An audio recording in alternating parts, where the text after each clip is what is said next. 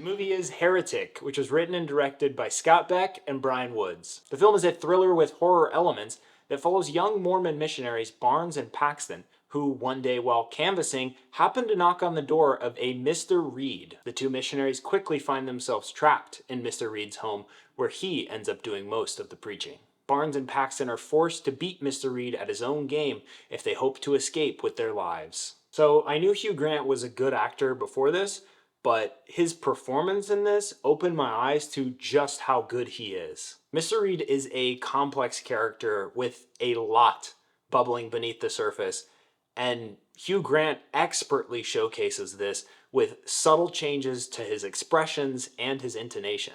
He was incredibly captivating each time he was on screen, and he was surprisingly good at playing this menacing character, considering I'd previously only seen him play affable characters before this. And I think that his experience in those roles actually played heavily into this character, because while Mr. Reed is most certainly evil, he's also very charming and charismatic at the same time. Chloe East and Sophie Thatcher were also very impressive in this movie. I really liked how they portrayed two common personas you might see in the church, with one being the overly enthusiastic, young, and naive missionary, and the other being somewhat cynical, more experienced missionary who may even struggle at times with her faith. The acting in this film did a lot of the heavy lifting, and it really is one of the primary reasons that the film worked. I think from a plot perspective, I really appreciated the conversation that it brought up. The film dives into a ton of different aspects of religion, at one point using a very popular board game to build a very effective metaphor. And while Mr. Reed makes some compelling arguments, Barnes and Paxton also have some great counterpoints of their own.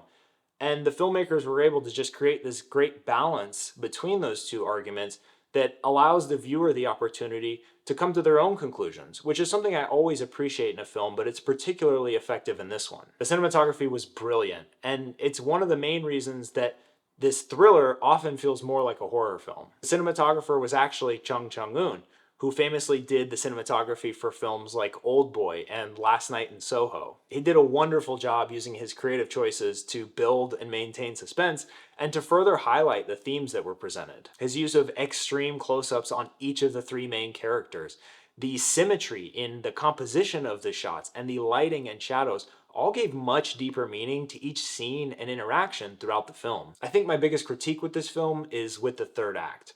This movie brings up a lot of different ideas, and personally I just wasn't satisfied with how all these ideas culminated and came together in the end. It felt like maybe the filmmakers were even forced to cut a few scenes out of the movie that may have made that third act a little more impactful, because there were a few things that were introduced that just ended up having very little relevance later. Because of that, ultimately the crescendo felt a little bit lackluster to me after there had been such an incredible build-up until that point. However, all that being said, I thoroughly enjoyed this film, and I definitely recommend you going out to see it in theaters. It was a very fun and exciting watch, packed to the brim with suspense and filled with ideas that leaves you thinking about it long after you leave the theater. Also, at one point in the film, Mr. Reed's wife is making a blueberry pie, and there are actually select theaters where they will pump in the smell of a blueberry pie, so you should try and see if you can see it in one of those theaters and get that full 4DX experience. So go watch Heretic. If you enjoyed this video,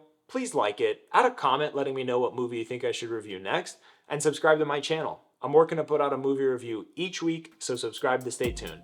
Thanks y'all.